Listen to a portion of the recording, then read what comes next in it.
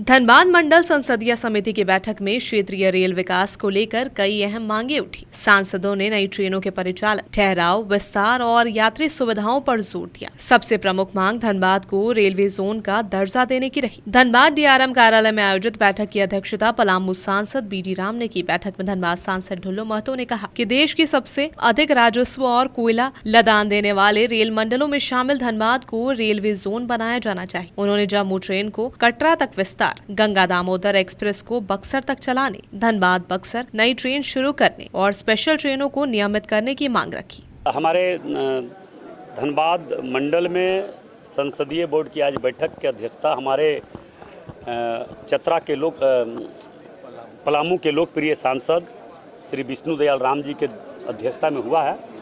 उसी बीच में मुख्य रूप से उपस्थित थे हमारे चतरा के लोकप्रिय सांसद मेरे बड़े भाई कालीचरण सिंह जी, हमारे लोकप्रिय सांसद गिरिडीह चंद्र प्रकाश चौधरी जी और हमारे तमाम सांसदों जो इस जोन में पढ़ते हैं, उस जोन के सभी सांसदों के प्रतिनिधि, मंत्रियों के प्रतिनिधि थे।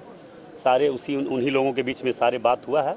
और मैंने तो कह दिया कि धनबाद की जनता से बैठकर जो जो समस्या हमारे पास पहुंचता है, उन समस्या को मैंने रेल विभाग के पास रखता, रेल मंत्री के पास रखते हैं और रेल मंत्री के द्वारा लगातार हर कार्य को करने का काम कर रहे। देखें कि लगातार 7 ट्रेनें चल रही है। जो ट्रेन साप्ताहिक चल रही है उसे हमने रेगुलर करने के लिए भी आग्रह हमने किया है रेल मंत्री जी से। और अभी जीएम साहब भी थे, इस जोन के जीएम जो हैं हमारे जैन साहब, उनके पास भी मैंने सारा विषय को रखा है। उन्होंने आश्वासन दिया कि जरूर रखेंगे। एक गया पुल के पास जो अंडरपास बन रहा है उसे भी यहाँ से प्रस्ताव भेज दिया गया, वो भी बनेगा। आपका नहीं भुल्ली मोड़ में भी वो आपका मिठू रोड में भी जो अंडरपास बनना वो भी बनेगा। प्रधान खंता में जो पुल जर्जर है उसके लिए सारे लोग चिंतित है। उसे भी बोला कि सितंबर तक हम उसे चालू कर देंगे। जो आवागमन बाधित है, क्योंकि वहाँ पे जानते हैं कि हमारे जनसंघ के संस्थापक हमारे डॉक्टर श्यामाप्रसाद मुखर्जी जी का देन है कि जो खाद कारखाना लगाया तो वो बंद पड़ा हुआ, तभी मोदी जी आने के बाद फिर उसे प्रारंभ किया है हर्ल को। तो उसी बीच में वहाँ पे बहुत बड़े बड़े भारी वाहन जाना आना पड़ता है, मगर वो पुल जर्जर की स्थिति के कारण आवागमन नहीं हो पा रही है। उसका बहुत घुराव स्थिति में जाना पड़ता है। तो हमें लगता है कि वो पुल भी सितंबर में चालू करने का आश्वासन अभी जीएम साहब ने दिया है। मुझे लगता है कि वो प्रारंभ बहुत जल्द हो जाएगा। और जो भी रेल के क्षेत्र में काम है सारा काम करेंगे, हम चुपचाप बैठने वाले नहीं हैं।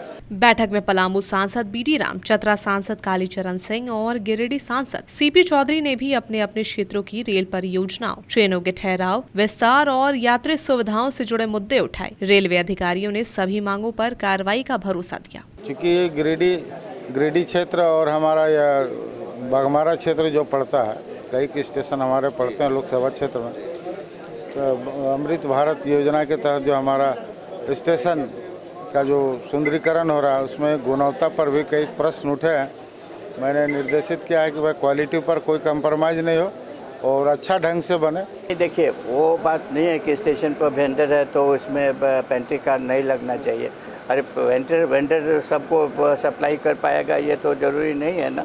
लेकिन ट्रेन के भीतर जो रहेंगे वो तो आदेश दे करके अपने इच्छानुसार खाना मंगवा सकते हैं। हमारे लोकसभा क्षेत्र का 2 बड़े गंभीर मुद्दे आएंगे। चतरा से रेलवे लाइन गया जोड़ने का और चिरमिरी और अंबिकापुर रेल लाइन दोनों सैंक्शन हो गया है।